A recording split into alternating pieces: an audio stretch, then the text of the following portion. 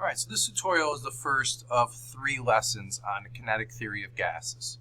We're going to start with macroscopic properties of gases. We're going to look at then gas laws, and then we're going to turn our attention into the microscopic foundation for that. This first tutorial will look at what it means to be a liquid solid gas from a macroscopic and a microscopic point of view, and then define 4 important properties of a gas that work at both levels.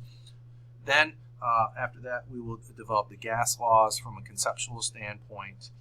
I'll do another tutorial for that. And then lastly, either in class or through another tutorial, we will look at the quantification and the molecular theory behind it.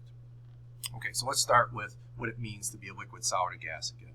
This is a review, but then we're going to see how this builds up into especially properties of gases. So what's the difference between a solid, liquid, and a gas? Well, from a macroscopic standpoint, it all really has to do with their shape and their volume. Solids have definite shapes and definite volume. You leave it alone, it's not going anywhere. It's not going to start flowing, and the volume stays the same unless you chop off a piece. Liquid has no definite shape to it. It is a fluid, okay, but it does have a definite volume. You spill a glass of water, and it was, let's say, a cup of water, you're still going to have a cup, even if it's spread out in a pool or a puddle. Gases, on the other hand, have no definite shape, and they have no definite volume.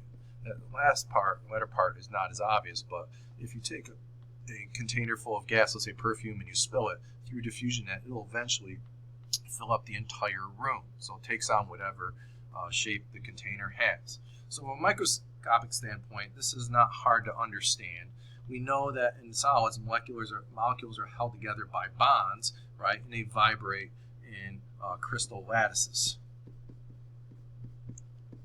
Okay, structure to it. So they're jiggling back and forth, but they're not going anywhere. And so we say they have those bonds between them, even though it's a vacuum between one molecule and another. They are held in place, if you will, by those intermolecular bonds. Liquids, on the other hand, have more freedom to motion. So one way of looking is they vibrate, and this is not maybe the best way of putting it, but they vibrate in sheets.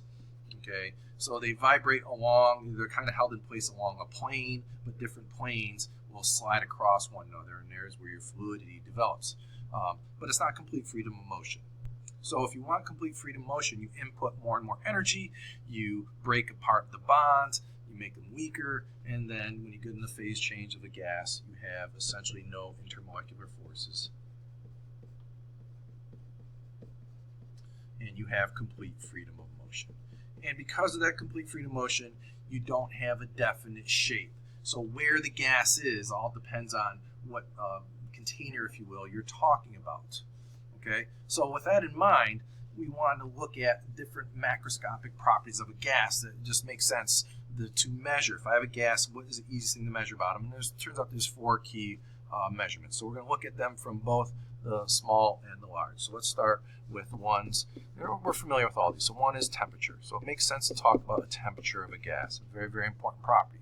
So what is the temperature of a gas? Well, it's proportional to the average kinetic energy of the molecules, not the internal energy. Internal energy is the sum, right? It's really the sum of the kinetic energy of all the molecules. That's very, very different than the average of any one molecule. And it's key that you make that distinction. So temperature is not kinetic energy. They have very different units, but there is an intimate relationship between them, which we'll develop later on. Okay, so since it's based on the motion of those molecules, there's actually 3 ways that they can move about. You can quantify that kinetic energy. The most obvious is translational. That's just going back and forth in X, Y, and Z direction.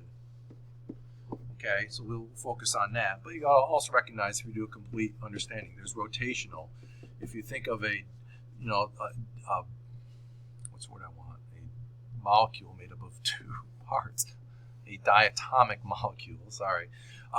This could be tumbling about, rotating about this axis. It could be rotating about the axis coming out of the board, etc. And then if you imagine also those bonds as like a spring, you can get vibrational motion. Okay, but by and large, our analysis is going to focus on just the translational, because that's the easiest way to approach it, and then you can always make it more complex later on. All right, second macroscopic property that makes sense is volume. Okay, even though a given amount of gas has no definite volume, we know that it will fill its container because the molecules have the freedom to move around, and as they collide with each other, they will fill up the entire vessel that holds it. As such, and I'm going to skip 3 for a second, if it's enclosed in a vessel, then those molecules are going to hit the walls of the vessel. And if they hit the walls of the vessel, they are going to collide with it. They're going to exchange momentum, and they're going to exert, of course, a pressure. Okay, so you got collisions, and the collisions are between the molecules and the walls. We're not talking intermolecular collisions, one particle hitting another. So if I've got a container and I've got molecules bouncing about, okay, they will exert a pressure here, but if I have 2 molecules that bump into each other here, we don't really care about that. It's not registered.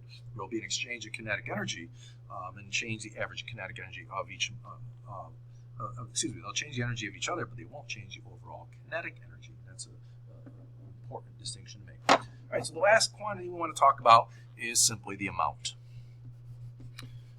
Okay? The amount of gas can be measured 2 ways. There's the obvious way, which is mass.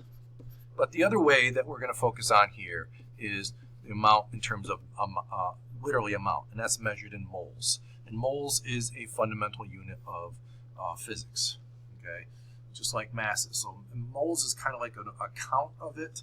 The symbol for mole is lowercase n, and there's 2 ways of looking at it. It can be defined as little m divided by big M, and it can also be defined as big N divided by n sub a. All right, so these are all terms, believe it or not, you've learned before, and so I'm going to review what they are.